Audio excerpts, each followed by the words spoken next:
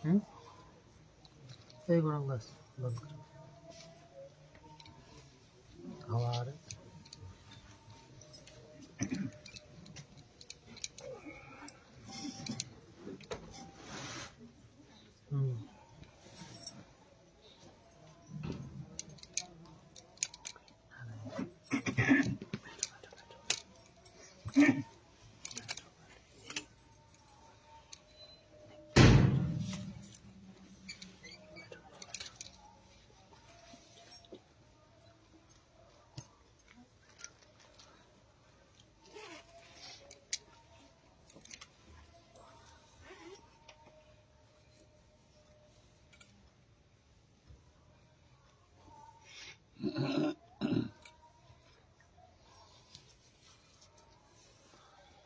जय जय श्री राधे श्याम निताय गौर हरि बोल।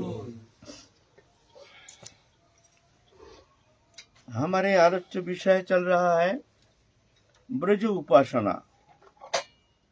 जो ब्रज उपासना पद्धति जो है ये बहुत ये अगम्य विषय है, साधन सापेक्ष नहीं है। ये तो प्रभु की कृपा से ये अनुभव कर सकते हैं, नहीं तो यहाँ तो अनुप्रवेश होना साधन के द्वारा, तप तपस्या के द्वारा यहाँ प्रवेश करना संभव नहीं है। एकमात्र कृपा सापेक्ष,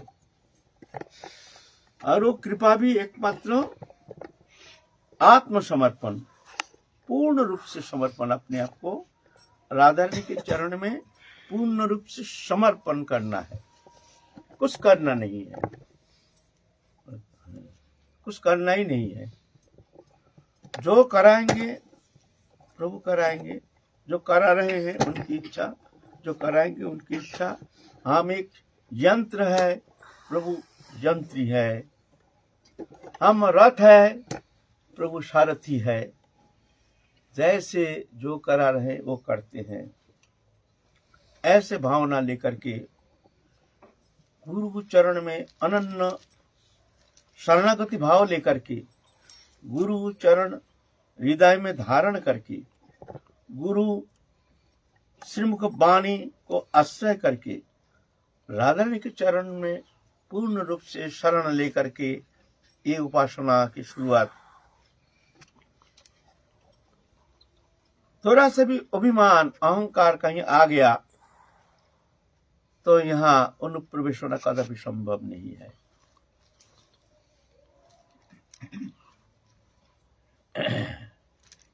ये जो भगवान के प्रेम है, ये प्रेम है सर्वोपरि।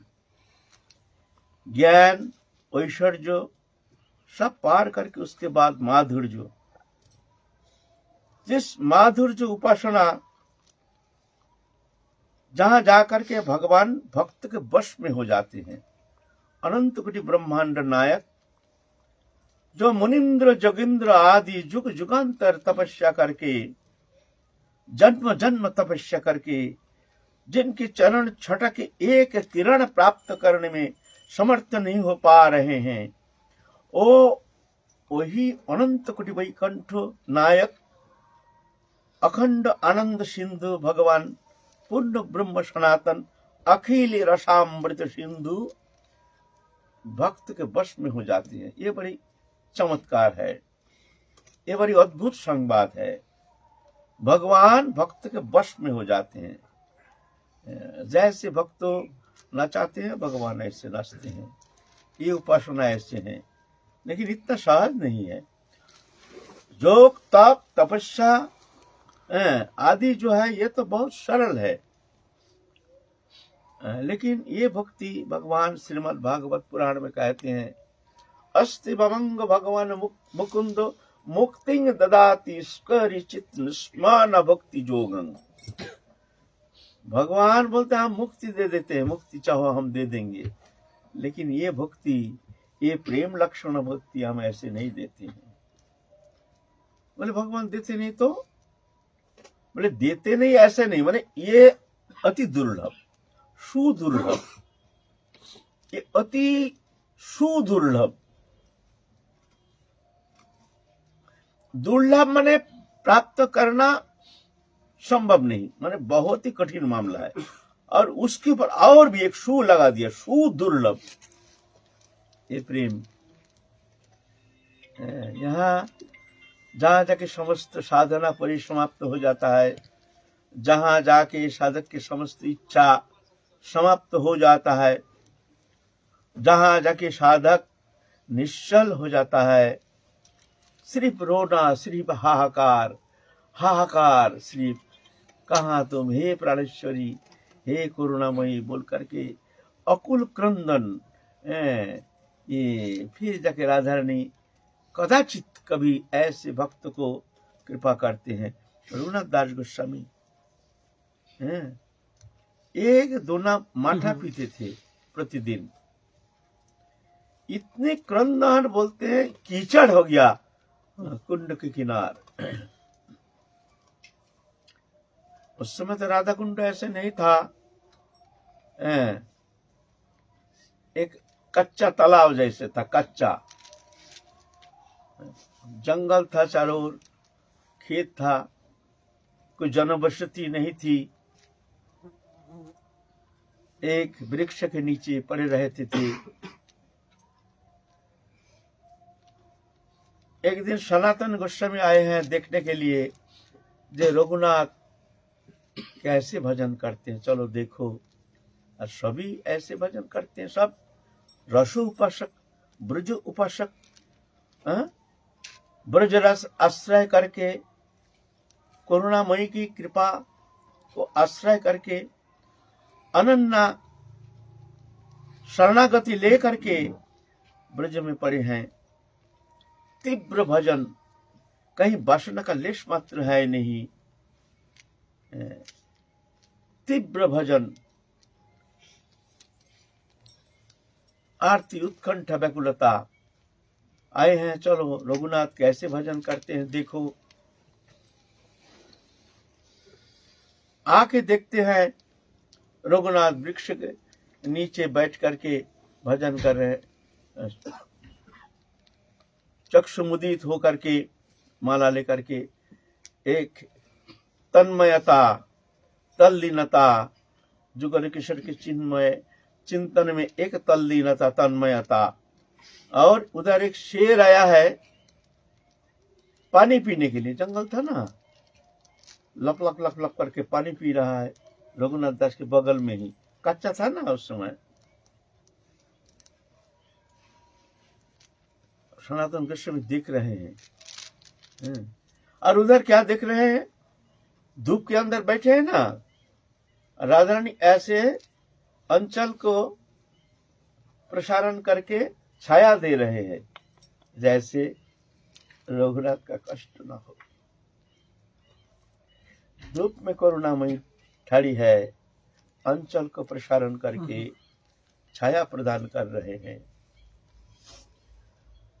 रघुनाथ एक अखंड तन्मयता, तल्लीनता, निस्तब्धता, कहीं लोक नहीं, जन नहीं, जंगल, नाना प्रकार जंतु जानवर विराजमान है। शेर आकर के लक लक लक लक करके पानी पी रहा है। सनातन गोस्वामी दूर से देख रहे हैं, और क्या दिख रहे हैं, भगवान कृष्ण सुदर्शन लेके खड़े हैं रक्षा करने के लिए। फिर भी क्यों इतना भगवान की करुणा, भगवान रक्षा करने के लिए आए, राधा रानी अंचल प्रसारण करके छत्र छाया दे रहे हैं रघुनाथ दास गोस्वामी के ऊपर। फिर भी क्यों इतना कठोर तपस्या का क्या प्रयोजनीयता है? क्यों नहीं कृपा करते हैं? ऐसे है, ये बड़ा कठिन है। संसार के दृश्य में जागतिक वस्तु प्राप्त करना कोई बात नहीं है, लेकिन वो प्रेम अति दुर्लभ। रो रो करके कुंड किनार एकदम बिल्कुल कीचड़ कर दिया रघुनाथ दास गोस्वामी ने। इतने व्याकुल क्रंदन, वो क्रंदन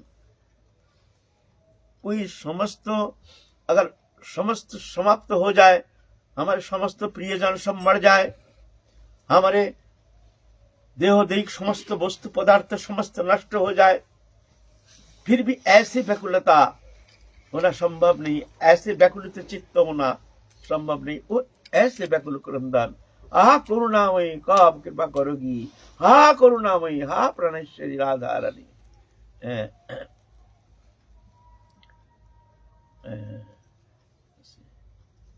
ये है हमारे प्रेम उपासना। हम तो करते कुछ नहीं है, चाहते बहुत कुछ।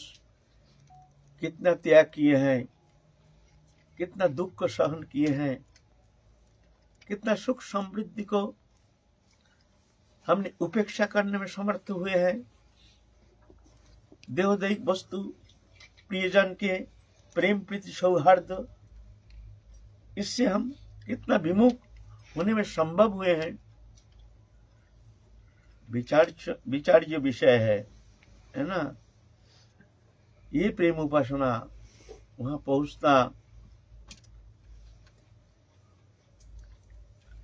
फिर सनातन गोस्वामी आकर के रघुनाथ को कहते हैं, रघुनाथ देखो, ऐसे राधारानी को कष्ट प्रदान मत करो। तुम पेड़ के नीचे भजन करते तो झोपड़ी तो बना लो कम से कम।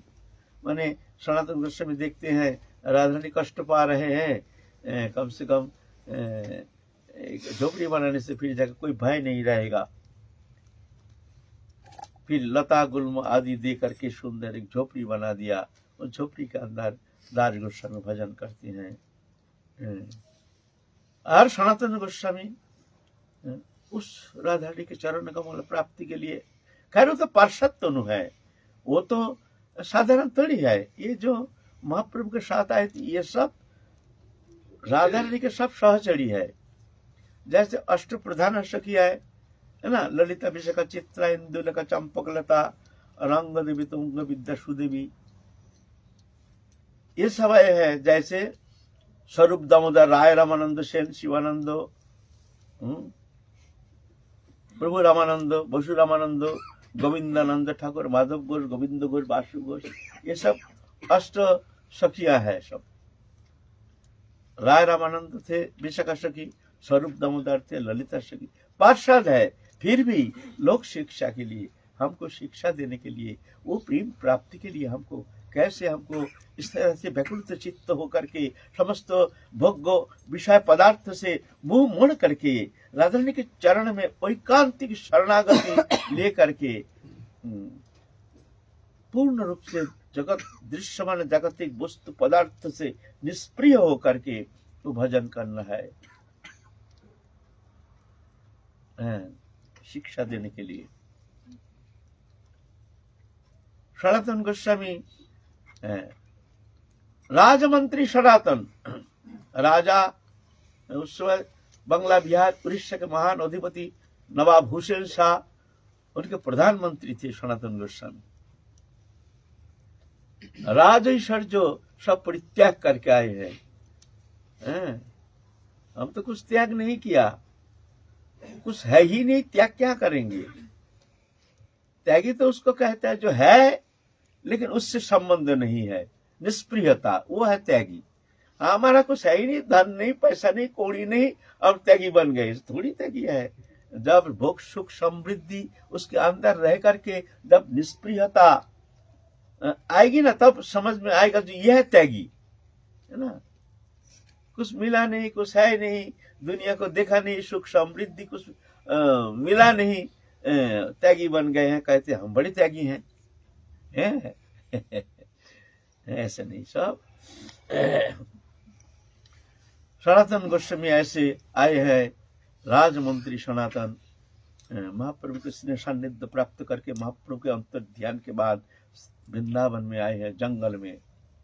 उपासना कैसी उपासना, एक एक वृक्ष तले एक एक रात्रिवास, कभी चानाचार बन, कभी उपवास, कबू कांदे कबू हासे, कबू प्रेमानंदे भासे, कबू भिक्षा कबू उपवास, ছেঁড়া কাঁথা ন্যাড়া মাথা, মুখে কৃষ্ণ গুণ গাথা, পরিধানের সেরা বহির্বাস, কখনো বনের শাক অলবনে করি পাক, মুখে দিন দুই এক গ্রাস।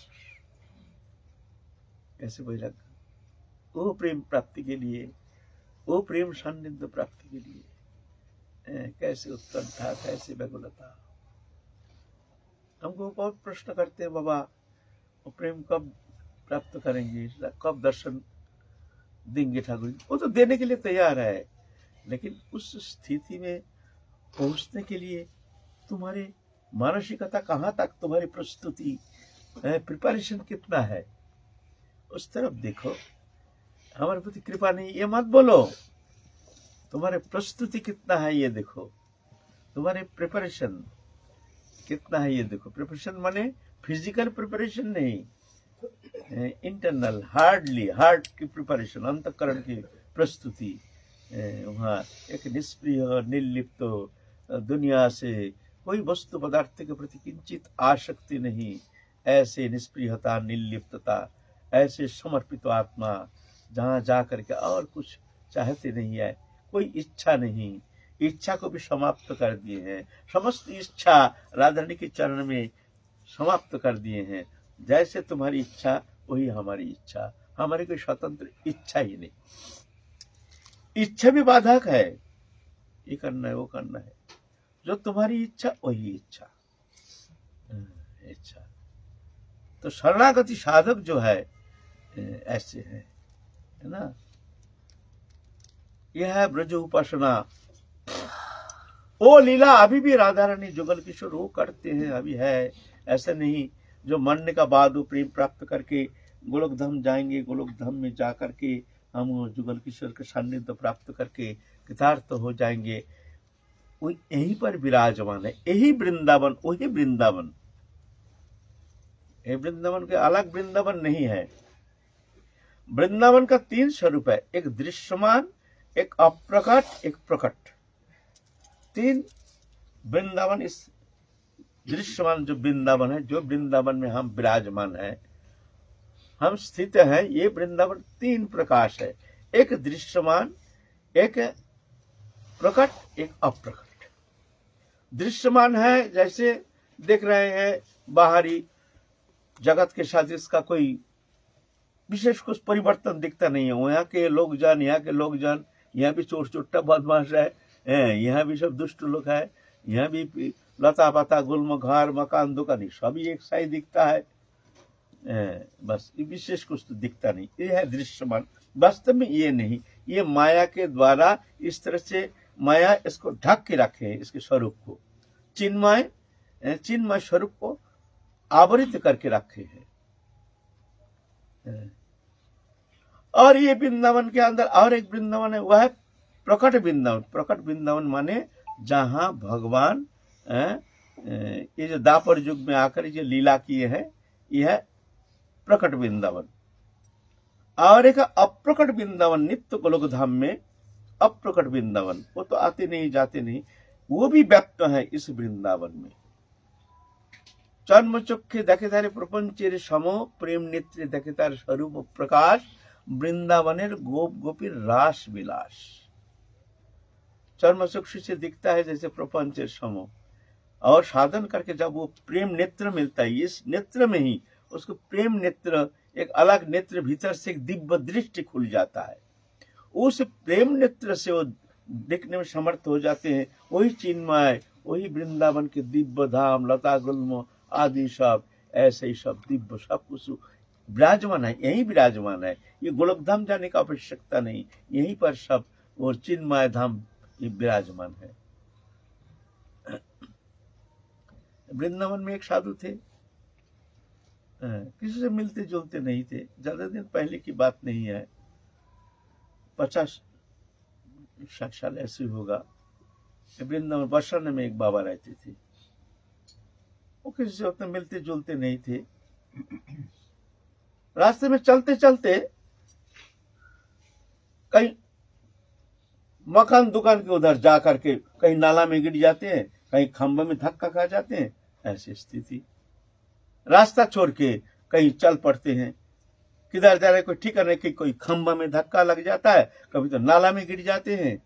सब अगर अरे बाबा गिर गया, अरे बाबा को चोट लग गया, माथे में चोट लग गया, पकड़ो पकड़ो, डॉक्टर के पास ले जाते हैं। जो आंख खराब हो गया बाबा का, चलो दिखाओ। डॉक्टर देख के कहते ना इनका तो कोई आंख में तो खराबी है ही नहीं। बाबा से पूछा गया, बाबा ऐसे क्यों, आप क्या बात है? कोई भक्त है, उससे वो बाबा से बहुत आग्रह किया, बाबा आप बता ना क्या बात है, आपका आंख में तो खराबी है ही नहीं, आप सब देखते हैं, फिर भी ऐसा क्यों होता है? चलते चलते आप कहीं इधर उधर चल पड़ते हैं, कहीं गिर जाते हैं, कहीं ठोकर खा जाते हैं, कहीं खंभा में लग जाता है, कहीं नाला में गिर जाते हैं।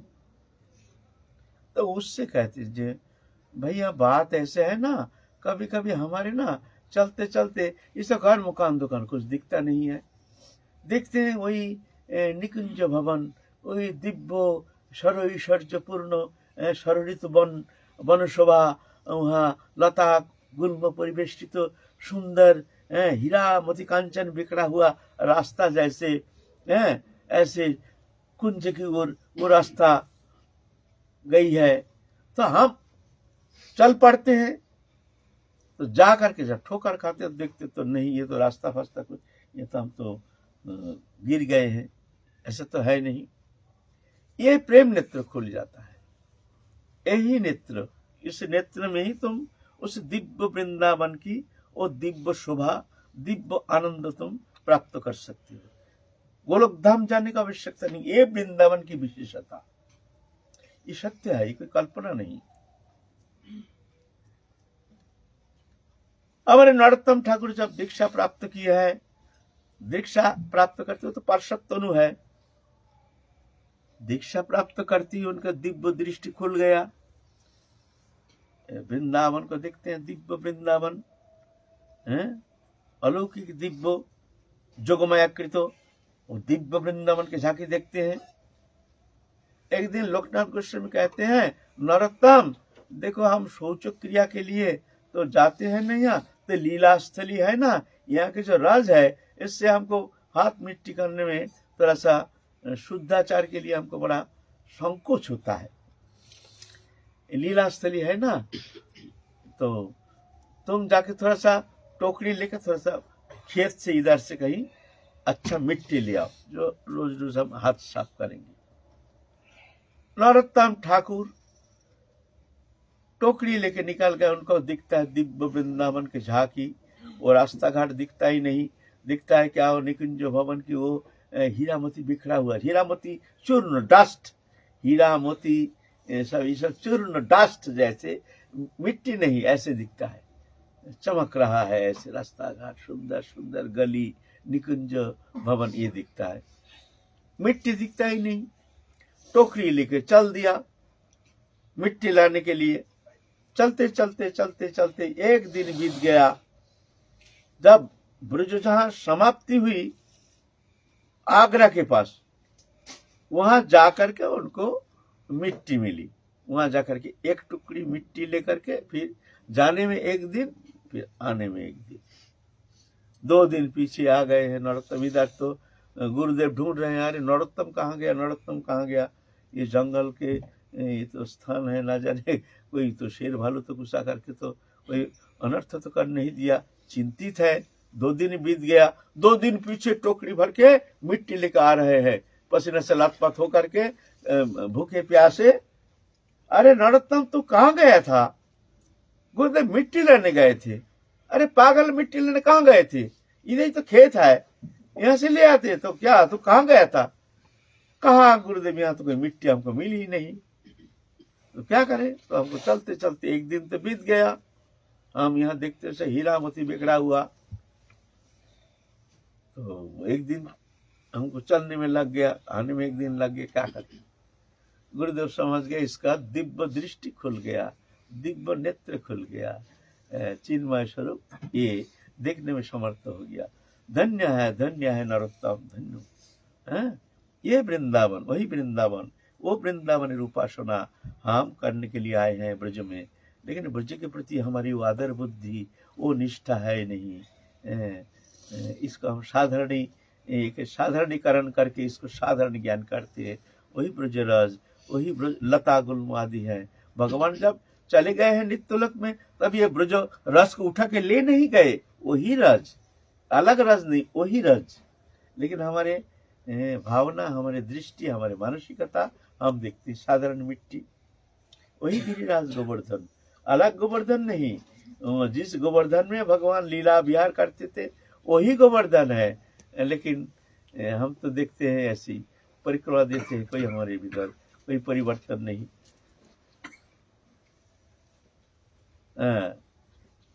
ये वृंदावन हमारे उपासना के प्राण केंद्र है, ये ब्रज वृंदावन। जब कृष्ण अंतर्धान हो गए तो प्रद्युम्न के अनिरुद्ध के पुत्र वज्रनाभ को दे गए हैं मथुरा प्रदेश के शासन भार। जो भगवान तो द्वारका चले गए और मथुरा के लिए तो कोई तो राजा चाहिए, तो वज्रनाभ को आदेश किया है तुम जाके मथुरा प्रदेश का शासन करो। अंतर्धान के बाद उधर हस्तिनापुर में अर्जुन ये लोग तो चले गए, परीक्षित महाराज भी चले गए, तो राजभार संभालने के लिए आए हैं परीक्षित महाराज के पुत्र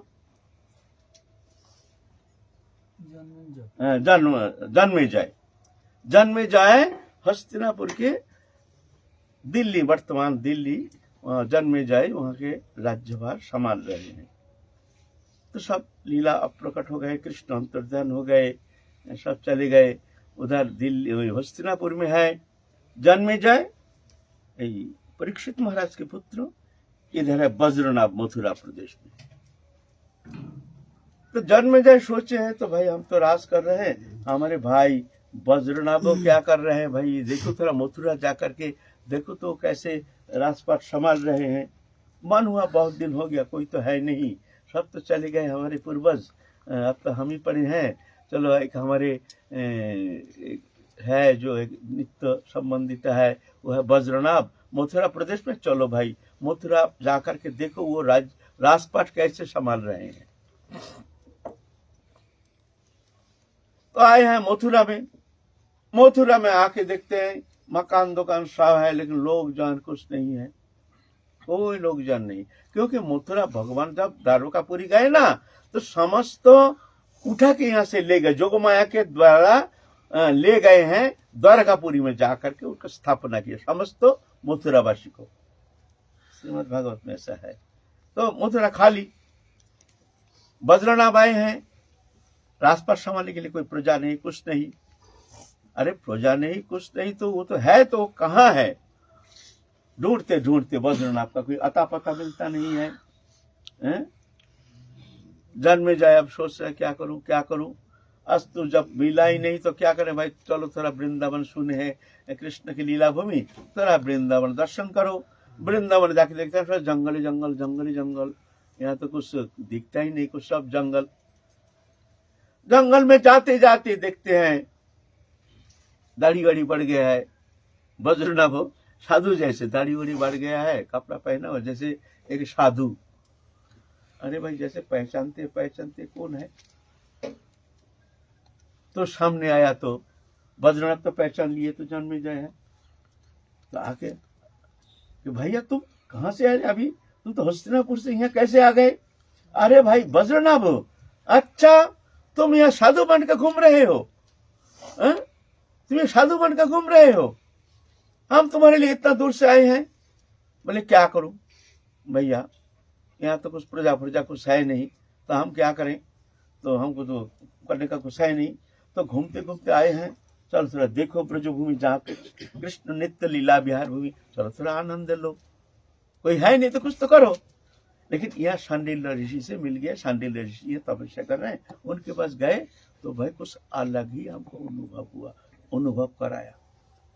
बोले क्या अनुभव कराया? बोले चलो हमारे साथ। वज्रनाभ जन्मेजय के लेके गए शांडिल्य ऋषि के पास। तो शांडिल्य ऋषि फिर बताते हैं जो वो लीला, वो वृंदावनी लीला अभी भी कर रहे हैं, लेकिन सबके लिए अनुभव वेद्य है नहीं, सबके लिए वो संभव नहीं है। तो उनको कृपा शक्ति प्रदान करके वो दिव्य दृष्टि प्रदान किए हैं शांडिल्य ऋषि। तो देखते हैं वही दिव्य वृंदावन, अभी भी वो वृंदावन की नित्य लीला कर रहे हैं और उसमें निमग्न हो गए हैं। वज्रनाभ सोचते हैं इतनी सुंदर आनंदमय दिव्य लीला वृंदावन की, इतनी सुंदर शोभा, यहाँ अभी भी कृष्ण वही लीला कर रहे हैं। वृंदावनं परित्यज्य पादमेकं न गच्छति, और सही सही कृष्ण अभी भी वो लीला कर रहे हैं।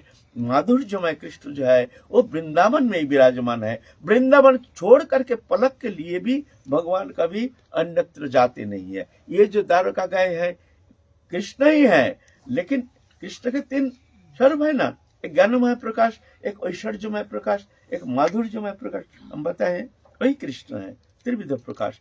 ऐश्वर्यमय प्रकाश जो वो प्रकाश चले गए हैं, माधुर्यमय प्रकाश जो ये रह गए हैं वृंदावन में, और अभी भी वो लीला कर रहे हैं।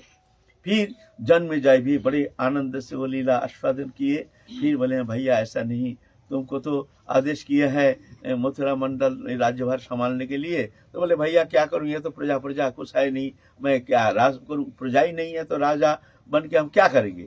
वो तो कुछ चिंता मत करो, हम जा रहे हैं हस्तिनापुर, वहां से कुछ प्रजा हम भेज देंगे, यहाँ आके बसत करेंगे, फिर जाके तुम ऐसे प्रभु की इच्छा, जब तुमको इस तरह से राजपाट संभालना चाहिए। फिर जन्मेजय जा करके वहां से दिल्ली से, वर्तमान दिल्ली ओल्ड दिल्ली, बहुत सारे प्रजा को भेज दिया, जाओ मथुरा मंडल में जा करके बैठ। वो अभी जो मथुरा में जो है ना चौबे टोबे वो लोग जो है ना, ये सब वहाँ के आए हुए हैं। तब जाके वज्रनाभ वहाँ विराजमान हो करके मथुरा राज कर रहे हैं। ये ब्रज की इतिहास, ये सत्य, ये कहाँ मिलेगा, ये पद्म पुराण में मिलेगा। पद्म पुराण में, श्रीमद् भागवत पुराण महात्म में ये ऐसे उल्लेख है। तो ये ब्रज माधुर्य लीला जो है ये श्री वृंदावन में कुत्रा भी इसके अन्यत्र प्रकाश है नहीं। यहाँ जो उपासना पद्धति हमारे राधा रानी के सौचड़ी, ये जो स्वरूप है, ये स्वरूप तो सर्वोपरि है। ये तो राधा जी की कृपा से एक पत्र प्राप्त कर सकते हैं, और जो वो मंजरी स्वरूप प्राप्त करने में समर्थ हो जाते हैं वो तो धन्याति धन्य है, उसकी कोई वर्णना नहीं है। तो ये माधुर्यमय उपासना के सर्वश्रेष्ठ प्रकार जो है यह है मंजरी स्वरूप उपासना। हमारे महाप्रभु का अवदान भावोल्लास रति। भावोल्लास रति माने एक साधारण रति, एक सामंजस्य रति, एक है सामर्थ्य रति। साधारण रति है मथुरा में, सामंजस्य रति है द्वारकापुरी में, और सामर्थ्य रति है वृंदावन में। सामर्थ्य माने हर तरह से कृष्ण को वशीभूत करने में समर्थ जो प्रेम है, रति है, उसको कहते हैं सामर्थ्य रति। ये सामर्थ्य रति वृंदावन में। और सामर्थ्य रति के अंदर एक संभोग इच्छामयी, एक तद्भाव इच्छामयी। तद्भाव इच्छामयी जो है ये माने जुगल किशोर के सुख से सुख मानते हैं, दुख से दुख मानते हैं। आपने कोई इच्छा है ही नहीं, राधा रानी की इच्छा से ही समस्त इच्छा वो पर्यावसान है, इसका कहते हैं तद्भाव इच्छामयी। ये तद्भाव इच्छामयी जो रति है यह है मंजरी स्वरूप। अपने लिए कोई इच्छा ही नहीं, अखिल चेष्टा, अणु परमाणु जो भी स्वरूप वो जो प्रदान किए हैं राधा रानी कृपा प्रदत्त स्वरूप, वो स्वरूप जो राधा रानी एकमात्र राधा रानी कृपा करके वो स्वरूप प्रदान करते हैं। श्रीमती समा सबे देह भेद मात्र, एक प्राण एक आत्मा सबे राधा तंत्र। एकदम डिटो राधा रानी जैसे, एकदम राधा रानी माने राधा रानी है ना, ऐसे एक छोटी सी राधा रानी, अलग नहीं है। एक प्राण, दोनों एक प्राण, एक आत्मा। विश्व में थोड़ा भेद दिखता है जे ये मंजरी है, ये राधा रानी, तो साधारण है। सब राधा तंत्र। राधा तंत्र माने राधा के सुख में पर्यावसान, अपने लिए कोई इच्छा ही नहीं, समस्त चेष्टा, समस्त अखिल इच्छा राधा रानी के प्रति संपादन के लिए। अणु परमाणु जो भी उनकी जो अखिल चेष्टा, एकमात्र इच्छा की हमारे राधा रानी को हम कैसे प्रसन्न करेंगे, बस। राधा रानी हंस देते हैं तो मंजरी वो हंसी देख करके शतगुना आनंद प्राप्त करते हैं, एकदम जैसे आनंद में एकदम सागर में डूब रहे हैं, राधा रानी की सुंदर एक हासी की छटा देख करके। কোন ছলে একসঙ্গে সখীরে मिलाए, সে आनंद देखी सुनी कोटि सुख पाए। राधा रानी की सुख के लिए अखिल चेष्टा, उनकी अखिल चेष्टा है कैसे हम श्याम सुंदर को ला के राधा रानी की पास बैठा करके जुगल किशोर की वो शोभा देखेंगे। जब राधा रानी अकेली जो है ना, वो आनंद नहीं, वो आनंद के वो सीमा नहीं। जब कृष्ण उनके बगल में बैठते तभी जाकर के वो बाबामय अखिल आनंद सिंधु में उफान आ जाती है। तो देखो आनंद चमक देखो, तो राधा रानी और कृष्ण दोनों का आनंद का चमक देखो। और वो आनंद देख करके কোন ছলে একসঙ্গে সখীরে मिलाए, সে आनंद देखी सुनी कोटि सुख पाए। करोड़ों सुख प्राप्त करते सत वो आनंद। तो उनकी इच्छा है हम राधा रानी को कैसे सुखी करें। कुंज में हाथ पकड़ करके निकुंज भवन में ले गए हैं, हमारे मंजरी ले करके बैठे हैं, सब सेवा कर रहे हैं, सर्व प्रकार सेवा कर रहे हैं, लेकिन राधा रानी की वो प्रसन्नता नहीं। कब श्याम सुंदर आएंगे तब जाकर के उनकी वो प्रसन्नता के पूर्ण उच्छ्वास। मंजरी जान गए हैं अब राधा रानी को कैसे सुखी किया जाए, झट निकल गए हैं, जा करके श्याम सुंदर को कहा से ला करके हाथ पकड़ करके बैठा देते हैं निकुंज भवन में राधा रानी के पास। फिर वो रूप माधुरी, उनकी जो वो मिलन, उनकी जो उच्छ्वास, उनकी जो आनंद, उनकी प्रेम सिंधु में जो उफान, ये देख करके फिर अखिल आनंद सिंधु में डूब जाते हैं। मंजरी नृत्य करते हैं वो आनंद देख करके। अपना सुख इच्छा नहीं, जुगल किशोर की वो सुख इच्छा इनकी एकमात्र इच्छा, यह है मंजरी स्वरूप उपासना पद्धति। और हर समय राधा रानी के साथ रहती है, हर समय। अब मान लो रात्रि में विहार करके निकुंज भवन में जुगल किशोर विहार किए हैं। एक है कुंज, एक है निकुंज, एक है निवृत्त निकुंज। और निवृत्त निकुंज में राधा कृष्ण दोनों आनंद लीला करते हैं वहाँ। वो आनंद ये लौकिक आनंद नहीं, लौकिक नहीं, वो अलौकिक दिव्याति दिव्यो, ये मन बुद्धि के अगम्य है। एकमात्र राधा जी की कृपा से वह अनुप्रवेश हो सकता है, नहीं तो इसका वर्णन शब्द के द्वारा कदापि संभव नहीं। फिर प्रातः काल कुंज भवन से राधा रानी को ले जाते हैं, हाथ पकड़ के मंजरी कृष्ण नंद ग्राम चले जाते हैं। राधा रानी को लेकर जाते हैं मंजरी, जा करके गवाक्ष दरवाजा से भीतर जा करके राधा रानी सो जाती है और मंजरी वहां उनके चरण संभान करती है। चरण साथ ही रहते हर सेवा। आप राधा रानी की इच्छा हुई इसको जो भी वो आनंद के थोड़ा सा छठा, इसको भी थोड़ा सा प्रदान करो। तो क्या हुआ, मंजरी बैठे बैठे चरण सम्मान कर रही है और झटका आ रही है निद्रा की, सारी रात जागी है ना, दबा रही है, फिर ऐसे ऐसे दबा रही, चरण दबा रही है। राधा रानी देख रही है मंजरी नींद आ रही है, सारी रात जागी है ना। भाई नींद क्यों, ये भी जोगमाया कृत हो, ये जोगमाया के द्वारा, वो सब जोगमाया कृत हो। वहां लीला के जो भी अवस्था, जो भी लीलाकृत, जो भी परिस्थिति है, सब जोगमायाकृत, सब लीला की उपकरण। हास परिहास मान अभिमान जो भी है सब जोगमायाकृत उपकरण है, ये अचिंत है। अब ऐसे झटका आ रही है मंजरी के जैसे। राधा रानी क्या किए हैं, हाथ पकड़ कर चल आजा, ये सो जा हमारे पास, सो जा। राधा रानी के ये जो तकिया है उसके ऊपर ही उसको सुला दिया, ले हमारे पास सो जा, चल थोड़ा सो जा, अब पाँव मत दबा, ले सो जा। अब मंजरी सो गई है राधा रानी के पास। राधा रानी को निद्रा आ गई। निद्रा में वो तो निद्रा क्या है, वो तो जोग निद्रा, वो हमारे जैसे निद्रा थोड़ी है, हमारे जैसे निद्रा थोड़ी है। हमारी निद्रा क्या है, हमारी निद्रा है हमारे जो अहंकार है ना, ये अहंकार जब साम्यावस्था में आ जाता है, न्यूट्रल अवस्था, अहंकार जब जागता है शरीर में अहंकार, तब जाके हम जाग जाते हैं, हमारा मन बुद्धि जाग जाता है, फिर समस्त क्रिया संपादित होता है। जब ये अहंकार साम्यावस्था में जाकर के निश्चल निष्क्रिय हो जाता है, साम्यावस्था, तो उसको कहते हैं निद्रा।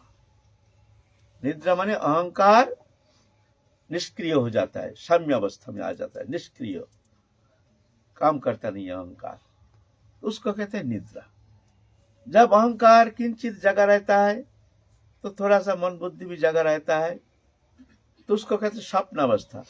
तो जागृति स्वप्न सुषुप्ति, जब अहंकार पूर्ण रूप से जगा रहता है तब यह जागृति अवस्था वर्तमान, स्वप्नावस्था किंचित अहंकार का किंचित क्रिया रहती है, यह स्वप्नावस्था। और जहां अहंकार निश्चल हो जाता है वहां सुषुप्ति, यह है हमारे निद्रा। लेकिन वहां ऐसा नहीं है, वह है निद्रा में भी जुगल किशोर का एक अद्भुत अतीन्द्रिय जगत में एक अद्भुत रमन, अद्भुत एक मिलन, वो अचिंत है।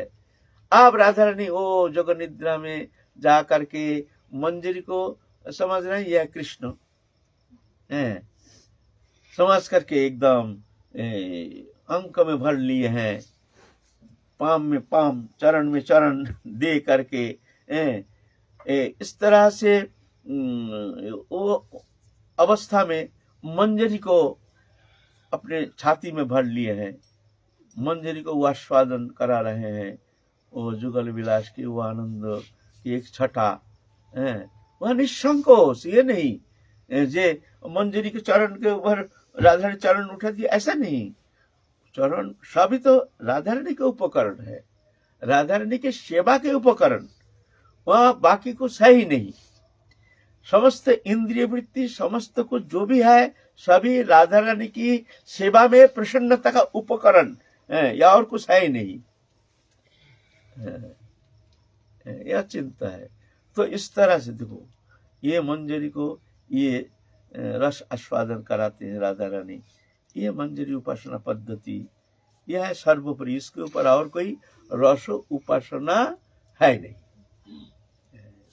ये महाप्रभु के अवदान अनार्पित चोरी चिरात, जो कभी कोई युग में कोई अवतार, कोई भगवत अवतार कभी ये उपासना पद्धति प्रदान नहीं किया है, अनार्पित ना अर्पित, करुणा अवतीर्ण कोई अवतीर्ण कलु समर्पित उन्नत उज्जवल रसांग, यह है उन्नत उज्जवल रस, यह है उन्नत उज्जवल रस, ये मंजरी उपासना पद्धति, जो ये ब्रज उपासना के चरम आनंद सिंधु के चरम निर्जास, चरम निर्जास, निचोर। तो हमारे ये माधुर्य उपासना, ब्रज उपासना किंचित थोड़ा सा आस्वादन करने का कोशिश कर रहे हैं। एकमात्र जो समर्पित आत्मा है वो जाकर के किंचित थोड़ा सा इसका आस्वादन कर सकते हैं, नहीं तो ये शब्द मात्र है।